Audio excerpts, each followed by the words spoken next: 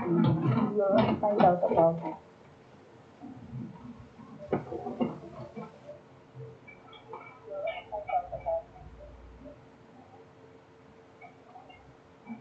If the President decides to address the issue after the meeting.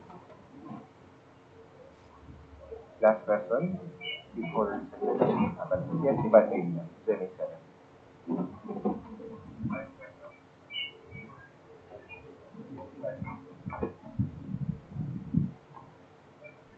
Ma'am, on the Taiwan situation, ano po ang utos ng Pangulo patungkol sa sitwasyon ng Filipino community doon to the tension and international violence?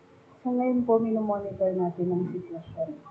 So, mag-react na lang po tayo matapos ang masusing pag-aaral at saka subject to the information that we get from that. Before that, the President will not yet issue a statement. Tignan po natin kung ano yung mga pangyayari. Nag-iingat po tayo dito sa mga ganitong klaseng sitwasyon. Thank you. I think we can still accommodate one more question. Any other question from Malacanang Press Corps? Maricel Halili, TV5. Ma'am, sorry, follow up ko lang po yun sa inflation kanina. I understand that you will still have to prepare a statement about that. But is this something that you have already expected, yung 6.4 na inflation? Nag-increase pa rin po siya despite the fact na nagkaroon ng rollback sa prices ng petroleum in the past few weeks. So is this something that you have already expected? I understand that these were projected even before, given the inputs on due to the international events that have led to the increase in the prices of petroleum. So all of this had been factored and in fact was even mentioned in the State of the Nation of the President. So yes, it's part of it. We have expected this. So we'll just wait until it evens out, and the details of which should be asked of the DOF. Any more question? While waiting for Secretary Abalos. Okay, padating na po si Secretary Abalos. May questions pa po ba?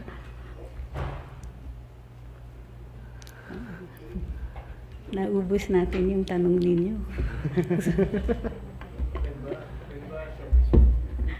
Showbiz. Naku, mahina kasi ako sa showbiz eh. We have Tuesday New from DZBB, ma'am.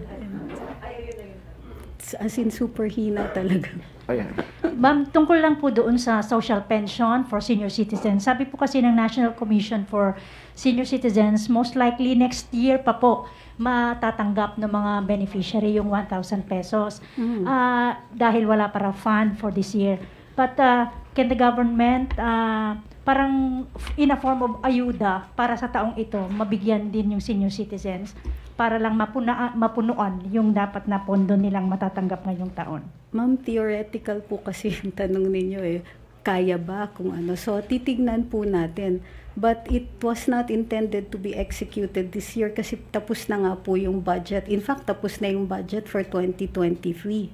So, titignan po natin kung paano maipagkakasya. Yung, ano. But we have, since it's a law, it will be executed. Thank you. Secretary Abalos. Okay. Pinakikilala po natin yung ating napakasipag na kalihim ng Department of the Interior and Local Governments, Benhar Abalos. Magandang hapon. Hello.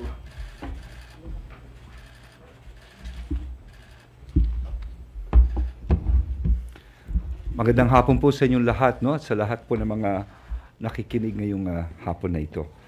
I just want to Marge, can I get the slides, please? Okay, I just want to report that last week, about 7 days ago, there were about 100 Apusayaf who surrendered in Holo, Sulu. And yesterday or 2 days ago, about 50 NPA rebel returnees also surrendered to the fall of the government. I'm going to show to you pictures. The pictures being shown now when I'm in white, those are taken in Cagayan de Oro. Most of the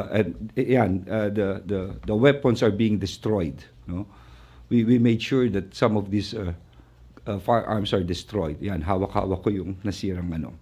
So these are rebel returnees, and this is of course because of our program in the ECLIP, no, the Comprehensive Local Integration Program, this task force. Of course, kasama natin dito ang kapulisyahan, kasama natin dito ang ating mga kasama sa gobyerno, si Governor Roque of Bukidnon, ang DLG family, ang NICA. And what is important here is, ito namang isang picture na to, anuhin ko lang is, this one are the Abu Sayyaf. I think this is the biggest or the largest number of Abu Sayyaf who surrendered so far. 100 of them. And even the firearms, no? Kompleto po sa firearms po iyan, no? Talagang diyan natin makikita ang talagang samahan ng government, si Sakurtan, si Governor Sakurtan po ang nakasama natin diyan. Ayan siya ay naka-asul. Of course, last week kaya kasama ko po si General Vic Danao of the PNP. And not only that, kasama rin natin ang iba't ibang ahensya ng government. No? What is important in this program is, surrendering is just one day. What is important is after surrendering. And that is what, sabi ko nga, wars are just not won by guns. It is won by heart. Especially now that we have a very caring government under the Ferdinand Marcos administration. And we will make sure of that. After this, basic things will be provided. And what is important, of course, is our economy. Para naman maramdaman ito ng ating mga kababayan. So, I just want to report, after this, I've gone to the province of Lamitan. This was last week. This is because of the Yumol case that happened there. I just want to make sure that I had a meeting with the different agencies of government, with the police, and also with the members of the city, mga empleyado ng City Hall at mga tao roon, to make sure that it will be very peaceful in Lamitan, in Basilan. Okay? Can we turn on the other, no? Pakita naman natin yung buy bus natin na drugs. Can we show it, Marge? Okay. I'm just waiting for the slides, no? And this time also, this was also last week. Sunod-sunod, after this is, pagkagaling namin sa Abra ng Pangulo, I went straight to San Fernando, Pampanga, where again, our Philippine National Police, no, had this year, to my mind, it's one of the biggest buy-bust operation in the amount of 408 million, no, methamphetamine. I'm just waiting for the pictures, for the slides. Okay. So, habang wala pa, itong Enhanced Comprehensive Integration Program of the Government, which is ECLIP, this is particularly for the rebel returnees. No? In this case, yung nakita nyo kanina, andyan na yung mga kasamahan natin dito sa NPA, and of course, ating mga kapatid na mga sa Abu Sayyaf. No? So, when they returned, they will receive immediate assistance, livelihood assistance, and then another reintegration assistance, and firearms remuneration. No? Yung mga sinusurrender nilang mga armas. Plus, of course, some halfway house para construction. No? At to make sure also, for their safety, babantayan din namin sila. At of course, yung iba pang mga tulong ng mga ibang ahensya ng gobyerno. What is important with this kind of program, mukhang dire-diretso na dahil I've been receiving a lot of invitations. This week, pupunta na naman ako sa isang lugar, and there might be another surrendery, batch of surrendery. At sana sunod-sunod na ito para ang tunay na kapayapaan ay maramdaman na ng bawat isa. So, this is my report in behalf of the DILG. No. It's the rebel surrenderies, the one in Lamitan, and of course, the drug buy-bust. March, do we have the slides for the buy-bust? May technical difficulty. Mamaya ako nila ipapakita. Okay? Sige, thank you.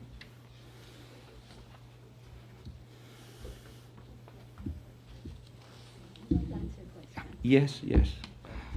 We are in opening questions for Secretary Abalos.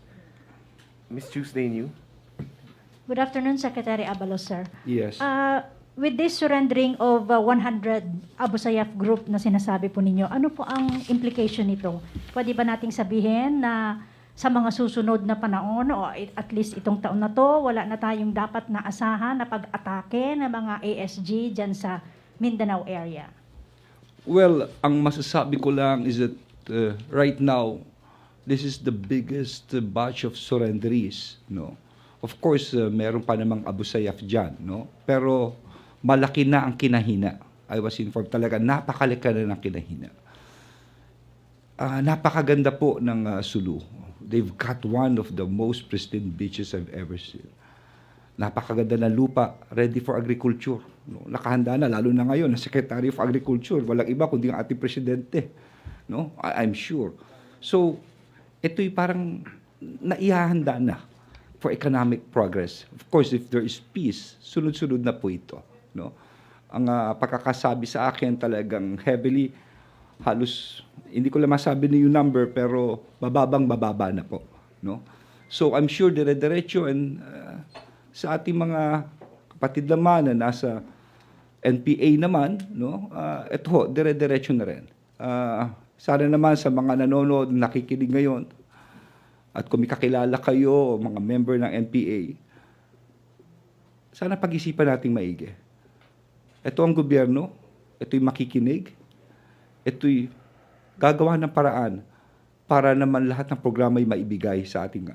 Kaya there's no more reason para kumawa pa tayo ng armas laban sa gobyerno. No? I'm sure sa tamang pagtutulungan, talaga magiging very, very successful po ito. Thank you, Tuesday. Miss Evelyn Quiros, Filipino Mirror.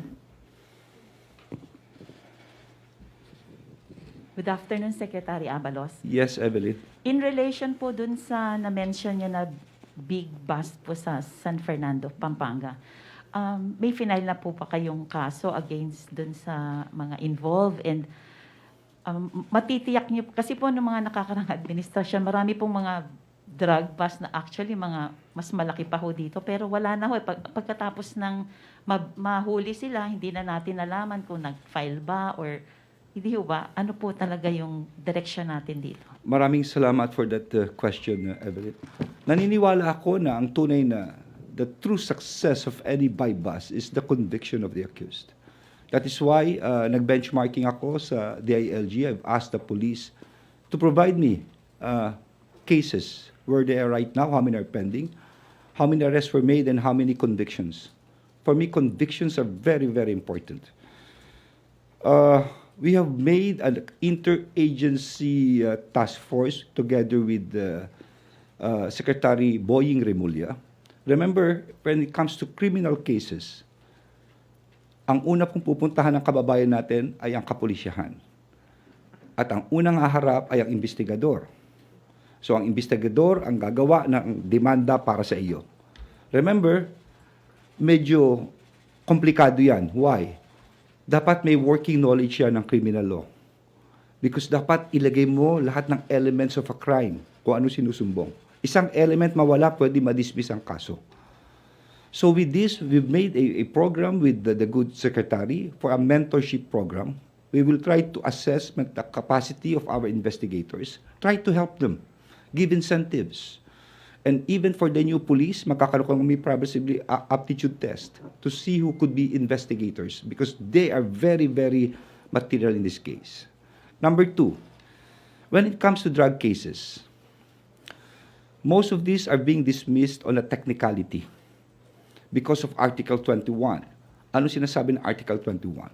Once there is an arrest of this evidence in court, it must be witnessed by two persons, a barangay official or a member of the media or a representative from the Department of Justice.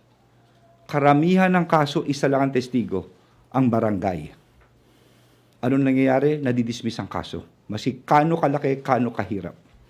In Mandaluyong, what my wife did, Mayor Menchi, she hired one employee, assigned the employee to the Department of Justice. Ang trabaho na lang ay mag-witness sa lahat ng mga drug bust at tumistigo. And you know what? Wala na kaming dismissal technicality because of one single gesture of an LGU. That is why I requested the League of Cities, Mayors, the League of Provincial Governors, and of course, the League of Municipalities, baka po pwedeng gawin nila yun. It's so, wag na nating antayin maamenda ang batas. Let's work within the law. We have to fill in the gaps. Kung may gap na ganito, punuan na lang natin. Kaya nga nananawagan ako noon sa ating mga alcalde, local chief executive, baka pwedeng gawin yun, just to hire. Okay. Another issue about this. When it comes to hearing, yung police na reassign sa ibang lugar, yung police na promote, at kung tatawagin na siya ngayon sa hearing, kung walang testigo, tandaan nyo yan, pwede ma-dismiss. Or pwede na sabihin na the right to a speedy trial. Hindi ba? Kung dire-diretso. So, I will be requesting the Supreme Court, no? Dahil merong body rin dito, if it's possible na magkaroon ng online hearing. In the event, yung kapulisyahan ay nasa malayong lugar, let's say, nasa Mindanao at nasa baka po pwede online hearing na lang. Dahil maraming komplikasyon. So, these are the things we are doing right now. We are trying to benchmark on things, anong mga gaps dito, anong mga dapat gawin po natin dito. Again, what is important is not the number of cases. What is important are the quality of cases filed and not the arrest, but rather the conviction. At yung po ang drive namin dito sa DILG at sa PNP, of course, in cooperation with the Department of Justice. Okay. Next question. Vince from Manila Standard. Sir, good afternoon po. Yes, Vince. Sir, will the government intensify its illegal drugs campaign, particularly in Metro Manila, following the accomplishments of the DILG on the San Fernando, Pampanga drug bust? Well, yes. We will surely intensify the war on drugs. But, for me, it's not just the police who should move on this. It is one thing that everyone should act on this. Parang may isang puno hindi ba? Ang puno, may sanga. Putol ka ng putol ng saka, baka mamaya may tumubo. Kung gusto mong tanggalin ng puno, tanggalin mo ang ugat ng puno. Ang sanga ay ang mga pusher. Ang mga pulis natin, inaalay ang buhay, kailangan talagang putulin ang putulin. Dahil lalaki ang sangang yan.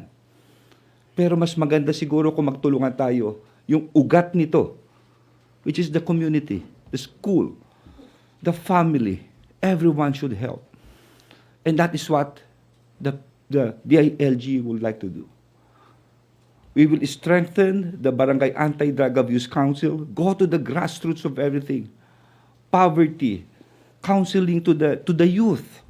No? We could do a lot of activities together, Luzon, Visayas, Mindanao, mga kabataan. And who could better counsel a child, a kid? Yung din kabataan Kung minsan papagalitan ko nanay, sabi matanda ka na kasi daddy Pero yung barkada sa barkada, remember, peer pressure is different. And not only that, the rise of cybercrimes. Iba ngayon because of this online. Iba ang mga bata.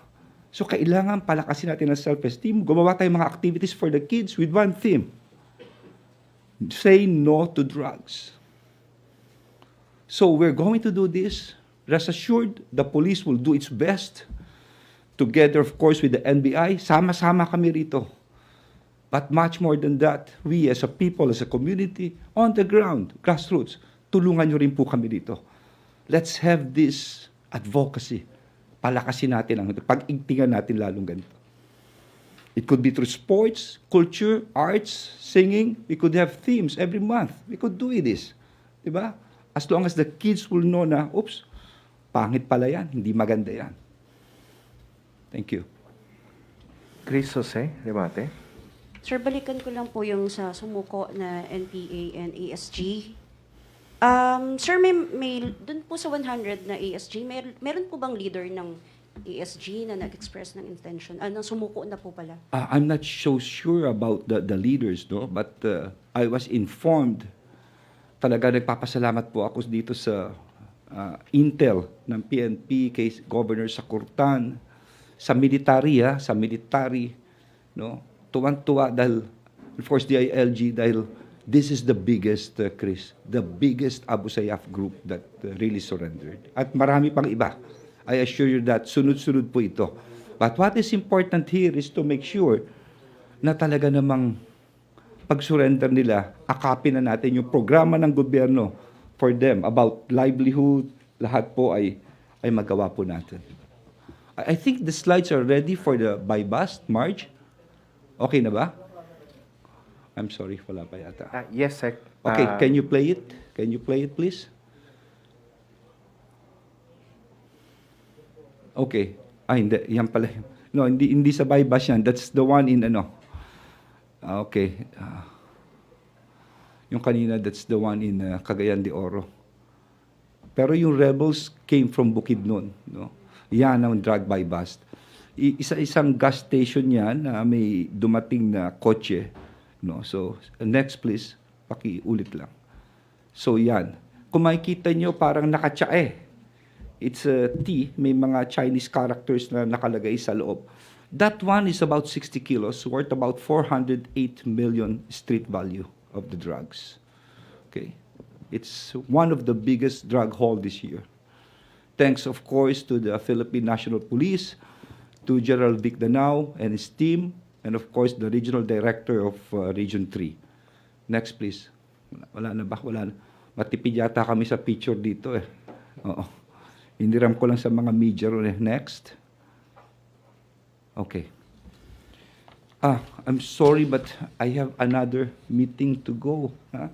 Okay Sec, lang ba? can you still accommodate 2 more questions? Sige. Last 2. Alvin Baltasar and then Vance Fernandez. Secretary, magandang hapon po. Yes. Tungkol doon po sa ASG tsaka sa NPA, ano po ba in-offer ng pamahalaan na tulong doon sa mga nagsisuko? Tsaka ano po yung nagtulak sa kanila para sumuko sila sa government? Well, under our program, we've got an immediate assistance, no, amounting to about 15,000. And we've got a livelihood assistance.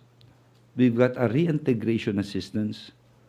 And of course, firearms remuneration. Depende sa isusurrender na barel, kung anong kalibre po ito. And of course, no, meron pa ring mga iba, no. Meron pa rin medical assistance, access to government services, legal assistance, housing, and iba pa mga programa ng pamahalaan. No? So what is important is to make sure na yung integration back to the community, no, to the fold, talaga maging successful. And that is what we're working right now. Ang surrender isang araw lang yan eh. Pero ang problema yung ngayon, yung bukas. No, kaya nga I've told our directors sa baba, no, interagency to, talagang tulungan namin, akapin natin ang mga kababayan natin at mga kapatid natin. Secretary, follow-up lang po. Yes, sir. Ilan na lang po ba yung pwersa ng NPA tsaka ASG base sa records niyo? Well, ayoko munang sabihin sana rito eh, pero I assure you, yung sa Abu Sayyaf, konting-konti na lang. Okay? Konting-konti na lang. Bubulong ko na lang sa iyo kung ilan, pero ayoko munang sabihin on TV. I assure you, konting-konti na lang. Yes. Secretary, last question from Vance Fernandez. Yes, good afternoon, sir. Yes, Vance. The DILG on Thursday highlighting the success of the whole of the government approach in dealing with armed communist conflicts, and touting towards continuing the highly successful policy, does the DILG and the Marcos administration as a whole have any set expectation of the potential further success of the policy? Is the Philippines on the track to potentially or nullify the armed communist threat within the Marcos administration from this successful policy? Well, actually, no, ang ating Pangulo ay talagang on hand po rito. Ang talagang puso niya, makikita naman, kampanya pa lang eh. Ano sinasabi niya? Sama-sama tayong babangon muli. It is from this theme na kaya kami gumagalaw. Sa totoo lang ako, hindi na yata ako nakaka-uwi ng bahay ko eh. Dire-diretso eh. No, dire-diretso talaga ito. Kasi ganun kasipag si Presidente. Hindi natutulog nga. Akala ko nung eleksyon tapos na eh. Yung pala, mas matindi pala nung naging Presidente. Talagang dire-diretso po kami rito. Well, yung kanyang theme going back na sinasabi niyang sama-sama tayong babangon muli, he really takes it to his heart. Walang may iwan po dito. That is why this kind of program, itong LCAC, itong ECLIP, talaga itutuloy namin because what is important here is that it's not the act or gesture of surrendering. What is important is the integration, that they will really feel that government is there for them, as it is for everyone. That is important. With this, I would like to thank the media. Maraming salamat po. And of course, Trixie. Thank you so much. Magandang hapon po sa inyo. Thank you. Maraming salamat, Interior and Local Government Secretary Benher Abalos and Press Secretary Trixie Cruz. Maraming salamat po. Maraming salamat, Malacanang Press Corps.